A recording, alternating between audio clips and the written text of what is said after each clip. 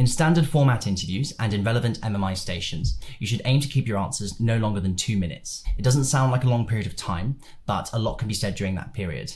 It's very difficult to maintain an interviewer's attention beyond this. It's enough time to show your enthusiasm and understanding of medicine while keeping it succinct and structured and allowing the interviewer's attention to be maintained. This is usually enough time to adequately explain between 3 and 4 points around the question that you've been asked.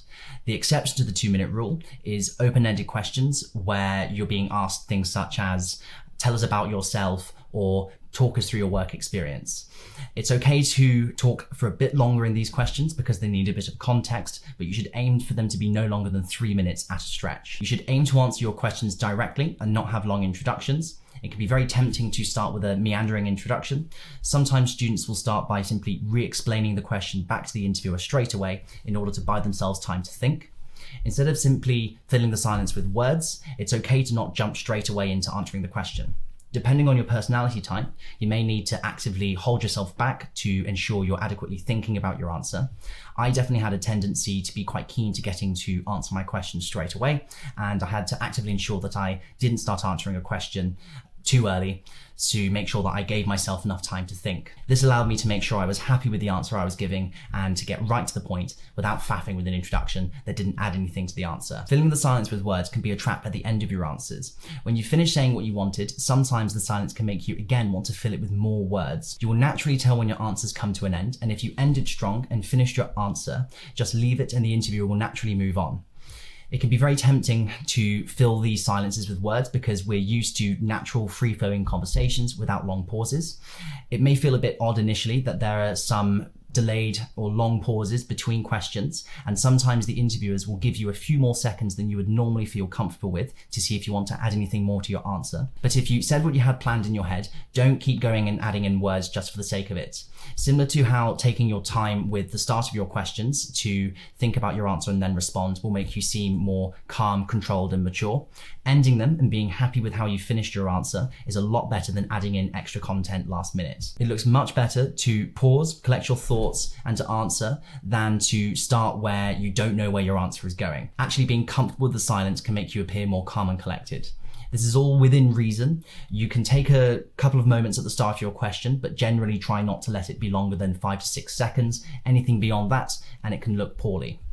Alongside this, you don't have to know the answer to absolutely everything. It's okay to say that you don't know the answer to a particular fact or that you aren't aware of something in particular, and it's certainly a lot better to say that initially than to try and bluff and have it eventually come out. Additionally, it's absolutely fine to ask for clarification of a question if you don't understand it. This is particularly good because it shows you're paying close attention to what's being asked of you, and it ensures that you have a correct understanding. We'll have a look at an example where the answers are a bit waffly and not straight to the point at the start. So the question is, how would you describe your communication skills? A waffly answer is, communication skills are essential because in medicine, doctors need to communicate every day with a wide range of people. And an answer that's more to the point is, I feel that I have good communication skills and the feedback that I've received both from my work experience and sports clubs has been extremely positive. The second answer has a lot more detail straight away. It's packing in more stuff. It's not just re-explaining the question back to the interviewer. Lastly, you want to avoid unnecessary detail. It can be very tempting to narrate particular activities that you've done with extra information, but you want to make sure that everything you have in your answer is adding something. So keep unnecessary details to a minimum. Just another example, we'll have a look at, tell us about your Duke of Edinburgh Gold experience. So the waffly answer is, our team was on a 5-day expedition. We were walking in Snowdonia. We started in Bangor on the coast and worked our way towards the summit of Snowdon, camping at various sites along the way. The terrain changed from forest at the base to more rocky closer towards the summit. Initially, we planned to walk 30 miles a day, but we ended up only managing 20 miles. We had to adjust our plan accordingly. You're not showing the interviewers there any particular skills that you utilized. You're just sort of describing what happened without any activities or skills that you demonstrated. So a better version of this would be, during the expedition, the team's aim for daily miles was not being met. I identified this discrepancy and advised a new team plan and communicated this to my teammates. This taught me the importance for team members to monitor the team's progress and to take action when it's not on track. So in the second answer, there's a lot more unnecessary detail removed, and you're showing a lot more key attributes and key skills that you want to show the interviewers you have.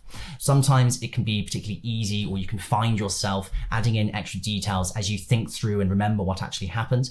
And this is why practice again is so important. As you get more familiar with the content that you're trying to get across, you'll be more comfortable with cutting down your answers to give only the key information in an answer that shows that you have demonstrated key skills and attributes.